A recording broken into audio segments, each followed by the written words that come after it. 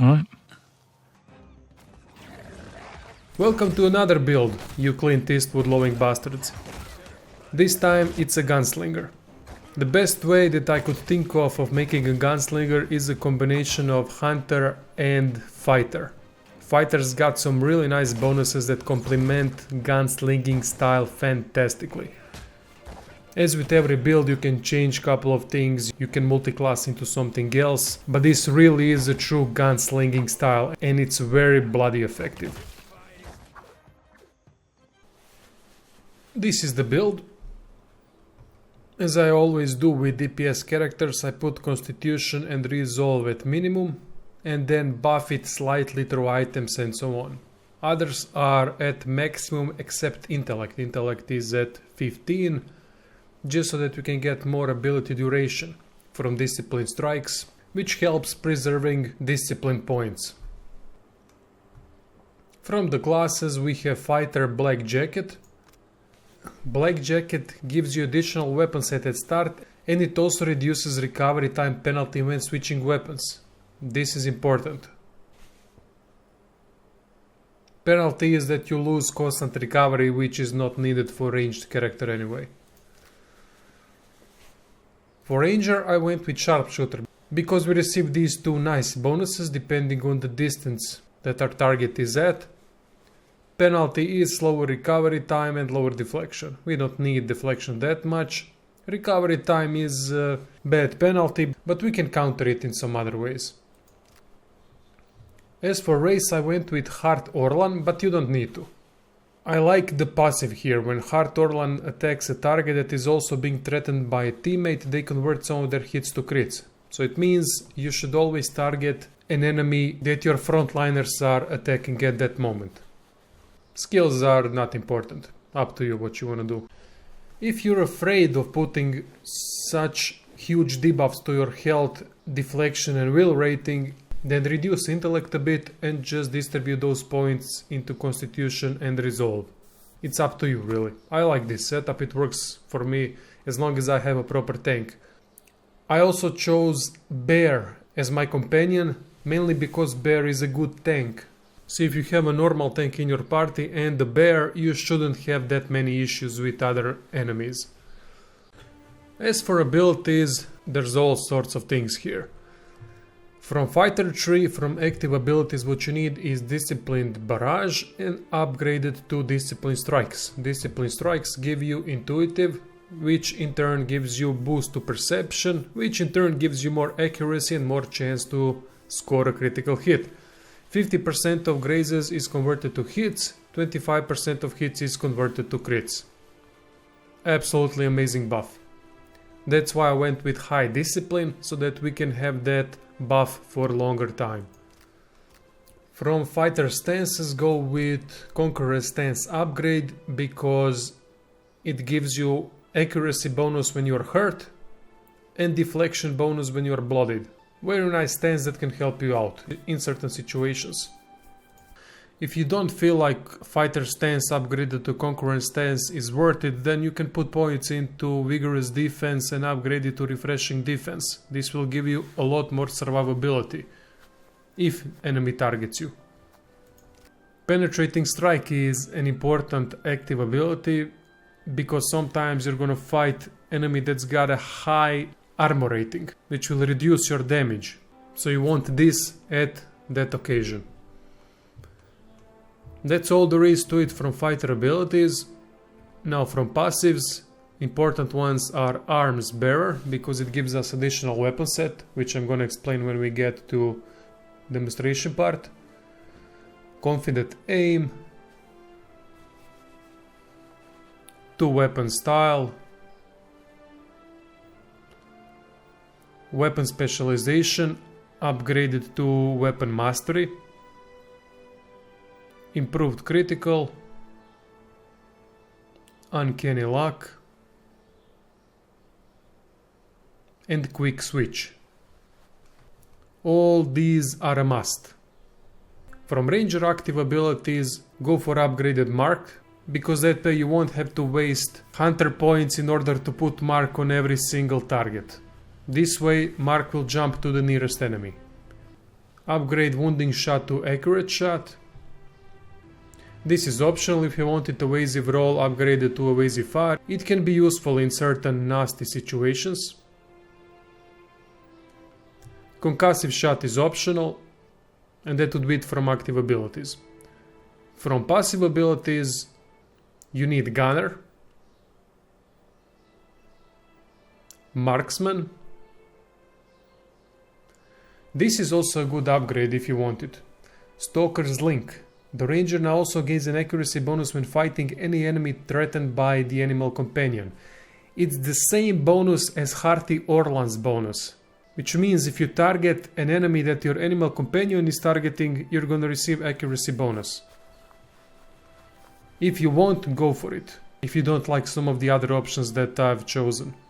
Definitely go for driving flight, because there will be lots of situations where enemies will stand in a row, one behind another, or at least close to one another. So if you hit the first one, your shot will penetrate and hit the second one as well. It will do less damage, but it doesn't matter, you're still gonna do a decent amount of damage to the second bastard. Survival of the fittest is also a good upgrade. Everything that gives you faster reload time, more accuracy and more damage is what we are aiming at. As an optional thing, I've chosen superior camouflage, because we get +8 deflection against ranged attacks. Our companion gets the same bonus as well. Sometimes ranged enemies will target you, so this helps in those situations.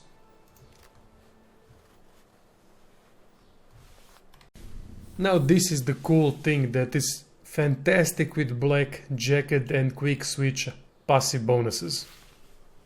With this setup we have 4 weapon sets. Obviously I don't need to tell you that you need proficiency in exceptional pistol, because modal ability for pistols increases the reload speed at the cost of accuracy. That's why we are stacking so much accuracy.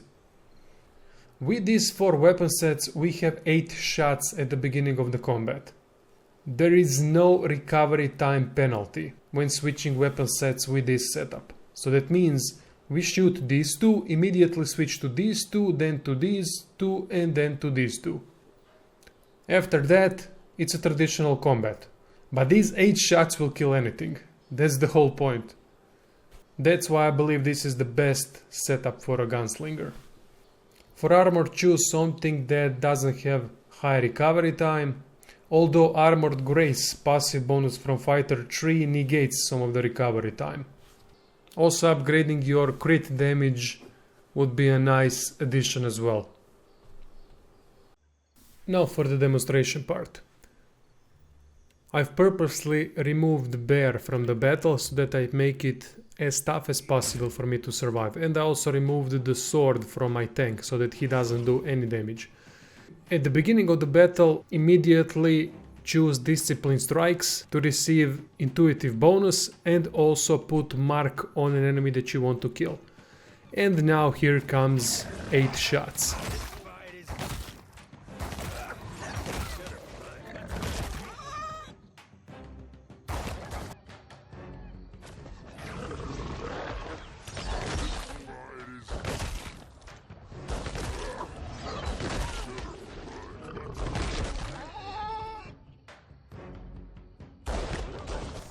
Now the normal combat resumes. Alternate between wounding shot and penetration shot. Use penetration shot on enemies that have high armor rating. You can see the icon above their heads, and if it says minus in the penetration section, then hit them with penetration shot. When 8 shots are done, turn on modal ability for pistols. That increases reload speed but decreases accuracy. Next to that, try to target an enemy that is in engagement with one of your teammates. That way you're gonna receive accuracy bonus. If you went with passive Stalker's Plight, then the same thing works with your animal companion and enemies engaged in combat with your animal companion. One more good thing about this build is that the upgraded marked ability will jump on the nearest enemy after you kill the enemy that was already marked. So you don't have to waste ranger power source in order to put that same mark onto another enemy. So pay attention to that, to where the mark jumped. Next to all of that, you can see the damage that I'm doing to the enemies that are standing behind the enemy that I'm targeting. If you can position yourself at the proper angle, you can do this all the time. There will always be some enemies that will stand close to each other or one behind another one. That's all there is to it. To quickly recap, at the beginning of the combat, use discipline strikes on yourself, mark the enemy that you want to kill, shoot from 2 pistols, switch set, shoot from other 2 pistols, then switch again, and so on until you shoot 8 shots. Then turn on modal ability for pistols for increased reload speed, watch where that mark jumped, target that enemy where the mark is, use wounding shot and penetration shot whenever you want, and that's it. That's the whole rotation of this build. It's really easy to play except that micromanaging part, which can be annoying, but it's easily doable as long as you hotkey switching weapon sets. If you don't want to do it, then instead of Black Jacket, go for Devoted Fighter subclass. Thank you all for watching, I hope you enjoyed the build and see you soon.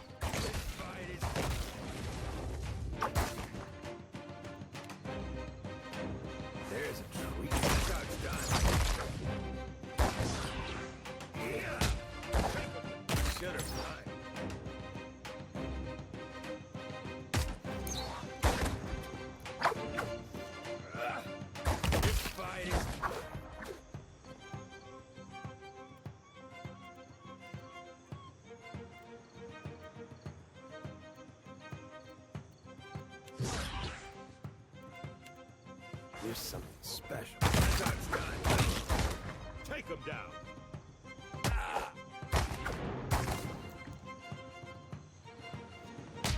Let's go. This fight is mine. Should have run. Take him down. That's done. Take this. Yeah. Let's go.